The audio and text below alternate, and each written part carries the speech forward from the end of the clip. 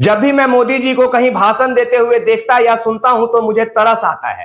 तरस आता है यह देखकर कि मोदी जी ने अपना हालत क्या बना लिया है।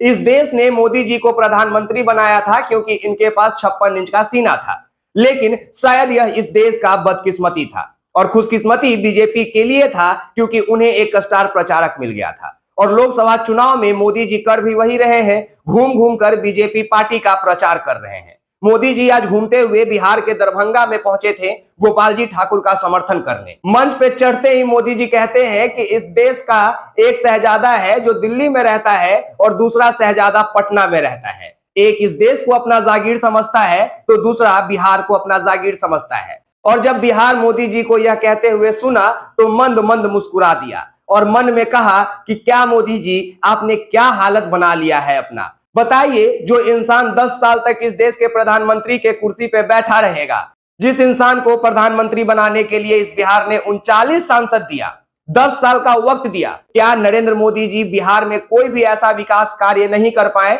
जो अपने मंच से गिना सके? क्या वो भूल गए कि जो सपने में वो एम्स बनवा दिए थे दरभंगा में, अब वो उनको याद क्यों नहीं आ रहा? चाहिए तो ये था कि जो दरभंगा में एम्स बना था उसका मोदी जी उद्घाटन कर देते, लेकिन पता नहीं कैसे वो भूला भटका के वापस तेजस्वी की ओर आ जाते हैं। कुल मिलाकर अगर कहें तो राहुल गांधी अगर केंद्र की राजनीति कर रहे हैं तो तेजस्वी यादव राजनीति के केंद्र में आ चुके हैं। लेकिन शायद अब मोदी जी यह बात भूल गए हैं कि अब यह वह तेजस्वी नहीं रहा जिसको आप भरे मंच से चारा चोर का बेटा कह देते थे, जिसको आप नौमी फेल कह देते थे। क्योंकि इस तेजस्वी ने ही आपको 2020 के विधानसभा चुनाव में भी दिखाया था कि कैसे 17 हेलीकॉप्टर लेके आपके लोग इनके पीछे उड़ते थे इनको हराने के लिए। और वापस से इस तेजस्वी ने साबित कर दिया 4 साल बाद कि कैसे आप प्रधानमंत्री होते हुए भी तेजस्वी के पीछे सिर्फ इसलिए उड़ रहे हैं कि कैसे उसके पर को काट दिया जाए या कैसे उसका उड़ान रोक दिया जाए। लेकिन अब यह नया तेजस्वी है साहब, तभी तो आपको भी भरे मंच से चारा चोर के बेटा की जगह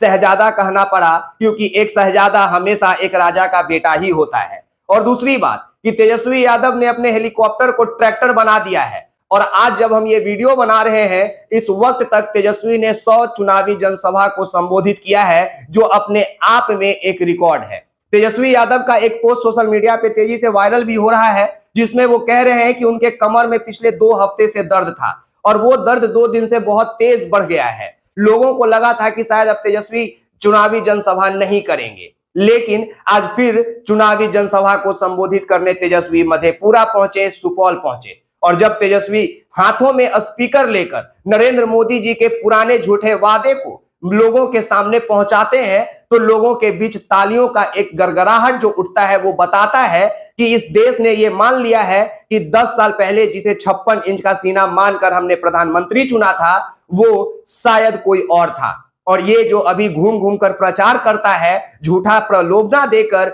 हमें अंधकार की ओर ढकेलता है, यह कोई माया रूपी बहरूपिया है जो इस देश को ठगने आया है और बीजेपी का प्रचार करने आया है। बात बाकी ये तमाम लोग बिहार का जानता है, इस देश का जानता है कि जहां प्रधानमंत्री इस देश की राजनीति में कांग्रेस, नेहरू, पाकिस्तान और हिंदू मुस्लिम का इस्तेमाल करते हैं, मंगलसूत्र का जिक्र करते हैं, वैसे में तेजस्वी उनको घुमा फिरा के रोजगार, शिक्षा, महंगाई, बेरोजगारी पर लेके आते हैं। और जाकर देखिए तेजस्वी के सभी भाषणों को, अगर उनका भाषण शुरू होता है तो उनके भाषण में मोदी जी का जिक्र कम होता है, रोजगार का जिक्र ज्यादा होता है। मोदी जी पे वो क्या ही बोलेंगे, वो तो मोदी जी का बोला हुआ बात ही स्पीकर पे सुना देते हैं लोगों को कि लीजिए, सुन लीजिए कि मोदी जी ने क्या कह के आपको ठगा था। यह पूरा बिहार तो जानता ही है कि कैसे तेजस्वी और मुकेश साहनी मिलकर बीजेपी और एनडीए का बिहार में धज्जियां उड़ा के रखे हुए हैं। तभी प्रधानमंत्री को बिहार दौरा